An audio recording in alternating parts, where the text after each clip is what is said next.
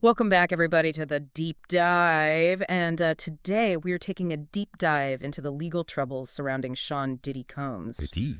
Diddy. You know, he's got a lot of names. Puff Daddy? Buffy? All of them, right? Yeah. But yeah, you probably know him best as a rapper, producer, or fashion mogul. But right now, he's actually facing a pretty serious legal crisis, one that, could really derail his entire career. And we've got a lot to unpack here today. A ton of sources, court documents, news reports, industry reactions, all that. Yeah, and it's a story that really, I think, goes way beyond just the, celebrity gossip. This case raises some big questions about power, about accountability, and how the music industry handles these kinds of situations. Yeah, for sure. For sure. Okay, so let's start with the basics. Diddy is facing two main legal challenges right now, two big buckets, if you will. You've got the criminal charges, and then you've got a whole slew of civil lawsuits. So on the criminal side, things are pretty heavy. We're talking allegations of sex trafficking, racketeering, transporting women for prostitution, and these accusations go back like 2 decades. What's really striking, I think, is how the charges have just sort of expanded over time. Right? Initially, the indictment focused on a specific period, but as more accusers have come forward, the timeline has really been pushed all the way out to 2024. So it's not just a one-time incident narrative anymore. No, not at all. And it's important to emphasize this isn't just, talk or speculation. Diddy is actually behind bars right now. He's at the Metropolitan Detention Center in Brooklyn awaiting trial, which is scheduled for May. Yeah. And his requests for bail, they've all been denied, which I think really signals how seriously the courts are taking these charges. There was even an incident where, believe it or not, he had to be taken to the hospital for an MRI on his knee. An old injury. An old injury from the 2003 NYC Marathon, of all things. You know, that little detail, I think, highlights, the human side of all this. Regardless of what you think about the accusations against him, he's still a person dealing with his own health issues while facing this legal maze, right? It's just a good reminder that there's always more to the story than what we see on the surface. Oh, yeah, totally agree with that, yeah. Okay, so we've got these serious criminal charges hanging over his head.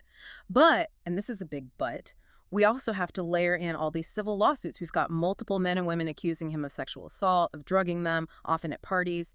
These allegations actually date back to the mid-2000s, and new lawsuits seem to be popping up all the time. And here's where it gets, I think, really interesting from a legal perspective, right? Even if Diddy is found not guilty in the criminal trial, the civil cases, they can still move forward. They have a lower burden of proof. The accusers don't have to provide as much evidence. And the sheer number of people coming forward, it does paint a pretty disturbing picture. Yeah, I mean, it definitely makes you think. And it's not just brands that are distancing themselves. We're seeing Diddy's music get pulled from radio stations, from streaming services. It's like the whole industry is scrambling to separate itself from him. It's almost like a preemptive judgment, which is interesting to think about. I mean, obviously, innocent until proven guilty is a cornerstone of our legal system. But the court of public opinion, well, that moves a lot faster than the courts themselves, that's for sure. Oh, yeah. In this case, the court of public opinion is moving at warp speed. Now, according to the information that we've got, Diddy remains in jail as he awaits trial. His bail requests are repeatedly denied. And as if things couldn't get worse, just at the end of January, 2 more women came forward with accusations against him. These new allegations involve incidents from 2008 and 2016. So the story you see keeps evolving, and that really adds another layer of complexity to all of this. It also shows how cases like this can embolden others to come forward, even years after the alleged incidents happened. Yeah, it's a lot to think about, but for sure, this is far from over. What are your initial thoughts on what might happen next? Well, the criminal trial in May, that's going to be a pivotal moment without a doubt. But I think the impact of this case, it goes far beyond Diddy himself. It's forcing a broader conversation about abuse of power in the music industry, about the silencing of victims, and what true accountability actually looks like in these situations. And on top of the criminal charges, don't forget there are also those multiple civil lawsuits that are still in progress. One lawsuit filed just this past January, on January 30th, 2025, by a woman who alleges that Combs drugged and assaulted her back in 2012 at an industry event. And that's on top of 3 other lawsuits that were filed in December 2024, all by men accusing him of very similar actions. It really does raise the question, what will the lasting consequences for Diddy be, regardless of the outcome of the criminal trial? Yeah, it's a big question, and it's hard to say for sure. But one thing is definitely clear. This whole case, it's a watershed moment for the music industry. It's a wake-up call, not just for the industry, but really for anyone who consumes entertainment, right? It begs the question, what's our responsibility when we learn about these kinds of allegations? Yeah, a lot to unpack there for sure. So, just to recap, we've got these serious charges against Diddy, the potential for multiple lawsuits to proceed, and a whole industry that's grappling with its own issues. I think one of the most striking things about this situation is the contrast between Diddy's very carefully cultivated public image and the very dark accusations that are coming to light. He's built this persona of success, of wealth, of power, but the allegations paint a very different picture, one of abuse, of exploitation, and a blatant disregard for the law.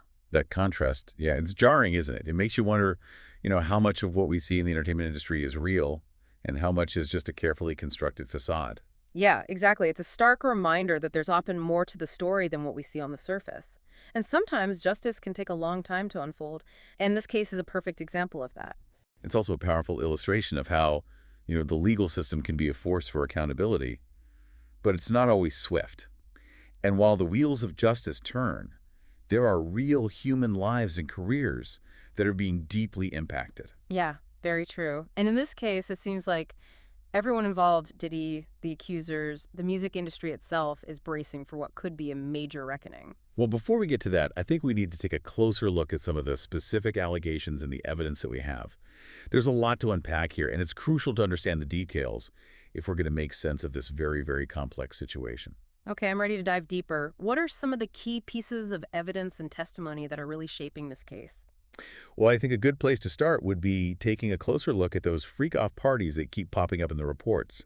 These events seem to be at the heart of many of the accusations, and understanding what allegedly took place at them is crucial to understanding the severity of the charges that Diddy is facing. Okay, freak-offs. I've heard the term, but I'm not really sure I fully grasp what they were all about. Were they just wild parties or something more sinister? Well, that's exactly what we need to unpack. The allegations paint a much darker picture than just your average wild party, and we'll delve into those details and the legal ramifications in just a bit. All right, so we were about to dive into these freak-offs that seem to be a key part of the allegations against Diddy. Can you break it down for us a little bit? What exactly were these events, and how do they connect to the charges that he's facing? Well, from what we can gather from the various reports that we have, freak-offs were these parties or gatherings that Diddy hosted. They often involved a lot of alcohol and drugs. And from what multiple accusers are alleging, sexual activity was not only common, but often kind of expected or, in some cases, even coerced. So not just your typical, party then. And you said these events are central to the accusations. Yeah, exactly. The prosecution in the criminal case is building their argument around the idea that Diddy was using his position of power and his influence to pressure people into sexual acts at these parties, and that this wasn't just a few isolated incidents, but part of a systematic pattern of exploitation. Okay, now that's where things start to get really serious. We're not just talking about a celebrity with a wild lifestyle. We're talking about potential criminal behavior. You mentioned a pattern of exploitation. Is that where the racketeering charge comes in? Yeah, you got it. Racketeering, in simple terms, is essentially running an illegal business operation. In this case, the prosecution is alleging that Diddy was using these parties as a way to systematically exploit people for sexual purposes. And that's a whole different ballgame legally. It takes it from individual acts to a much more organized and potentially criminal enterprise. Wow, okay, so if these freak-offs are so central to the case, what kind of evidence is there to support these allegations? I mean, parties are usually pretty private affairs, right? That's true. But in this case, there are reports that some of these events were actually filmed. And if those recordings exist and can be authenticated, they can be a real game changer for the prosecution. It would provide concrete evidence to back up the claims of what was happening at these parties. Oh, wow. Video evidence would be pretty hard to dispute, that's for sure. Oh. But hasn't Diddy's legal team denied all of these accusations? What's their defense against all of this? Well, yeah, they are adamant that he's innocent. Their main argument is that Diddy is the victim of a smear campaign orchestrated by people who are looking to cash in on his fame and fortune. They're suggesting that the timing of these accusations is suspicious, and the fact that some are coming from people that he hasn't been in contact with for years. Yeah, I can see how they would try to spin it that way. But then Wow. again, with the hashtag #MeToo movement and more people feeling empowered to speak out against powerful figures, it's also understandable why some victims might wait years before coming forward, right? That's a complicated situation, that's for sure. Absolutely. It's crucial to remember that these are still just allegations at this point, and the truth will ultimately be decided in a court of law. A jury will have to weigh the evidence and testimony from both sides before reaching a verdict. Okay, that makes sense. So we've got the criminal case with these freak-offs and racketeering charges, but then there are all these civil lawsuits too. What's the connection between those and the criminal case? Can you explain how those work? Sure, it's important to understand that civil and criminal cases, they're actually separate legal proceedings. In the criminal case, the state is prosecuting Diddy, and the potential outcome is jail time if he's found guilty. Right, but the civil lawsuits are different. Exactly. In the civil cases, individual people are suing Diddy for damages that are related to the alleged harm that he caused them. The burden of proof is lower in civil cases, meaning the accusers don't need to provide as much evidence to win their case. Think of it this way. In a criminal case, the prosecution needs to prove guilt beyond a reasonable doubt. In a civil case, the standard is what's called a preponderance of the evidence, meaning it's more likely than not that the defendant is liable for the harm that was caused. So even if Diddy is found not guilty in the criminal trial, he could still lose the civil cases and have to pay damages to the people who are suing him. Precisely. And the potential financial repercussions from those lawsuits, they could be huge. We're talking millions, potentially even tens of millions of dollars, depending on how many cases go to trial and what the juries decide. Wow. It seems like he's really in a tough spot no matter how you look at it. And we haven't even touched on the impact all this is having on his career yet. Right. Even before any verdict, we've seen this massive fallout. Major brands have cut ties with him. His music is getting pulled from platforms. His reputation is in tatters. It's a stark reminder of how these kinds of accusations, even without a conviction, can absolutely derail a career, especially in the court of public opinion. Yeah, it really is a prime example of how quickly things can change for someone who is in the public eye. One minute you're on top of the world, and the next you're facing these very serious legal challenges and a potential career implosion. And this case, I think, raises some bigger questions about the culture of the music industry, about the power dynamics that are at play. Is it an environment where exploitation and abuse are just tolerated or even encouraged? Yeah, that's a really important question, and one that I think a lot of people are asking right now.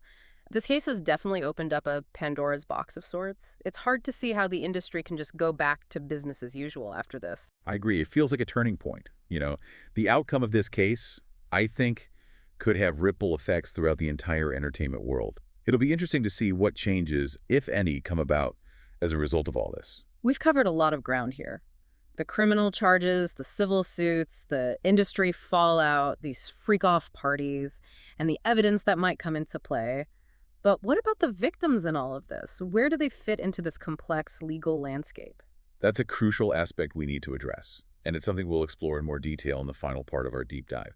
The voices of the accusers are central to this story, and understanding their experiences and the challenges that they face is essential to really grasping the full scope of this case. All right, so we're back for the final part of our deep dive into this whole Sean Diddy Combs legal saga. We've covered a ton of ground, right? We talked about the criminal charges, the civil lawsuits, how the industry's been responding, those freak-off parties. It's a lot. But I think now it's time to shift our focus a little bit. We've talked a lot about, the legal stuff and the potential consequences for Diddy, but we haven't really spent much time on the human side of all of this. What about the accusers? What are their stories and what challenges do they face coming forward with these really serious allegations? Yeah, that's a crucial aspect, one that we definitely need to address. I mean, the voices of the accusers are really at the heart of this entire situation, right? It's their courage in speaking out that has brought these issues to light. And I think it's important to remember, behind the legal jargon and the headlines, there are real people who have allegedly experienced some real harm. Right. It's so easy to get caught up in the legal back and forth and forget that there are actual individuals who have come forward, putting their names and reputations on the line to share their stories. That takes real strength, especially when you're going up against someone as powerful and as influential as Diddy. Absolutely. And, a lot of times they face a ton of scrutiny, a lot of skepticism. Some people will question their motives, accusing them of, say, seeking attention or financial gain. Others might just doubt their memories or minimize their experiences. It can be an incredibly difficult and isolating process. Yeah, I can only imagine. And it seems like this case, with so many accusers coming forward and over such a long period of time, it really, I think, highlights those power imbalances that exist in the music industry. How those imbalances can actually create an environment where exploitation and abuse are allowed to thrive. That's a really key point. The music industry, like many other industries where power and money are very concentrated, can be a real breeding ground for these kinds of problems. There's often a culture of silence, where people are Mm. just afraid to speak out for fear of retaliation or jeopardizing their careers. And those who do come forward, a lot of times they face this incredible backlash and just outright disbelief. It's like a David and Goliath situation in a way. You've got these individuals alleging this serious harm, and they're going up against someone with just immense wealth, power, connections. It's a really tough battle to fight. It really is. And it highlights the need for some really systemic change. We need to create a culture where people feel safe coming forward, where their voices are heard and believed, and where there are actual consequences for those who do abuse their power. Okay, so what steps realistically can be taken to create that kind of environment? I mean, it feels like such a huge task to tackle, changing the power dynamics of an entire industry. Yeah, it's not easy, for sure, but it's absolutely necessary. I think we have to start by holding those in positions of power accountable, right?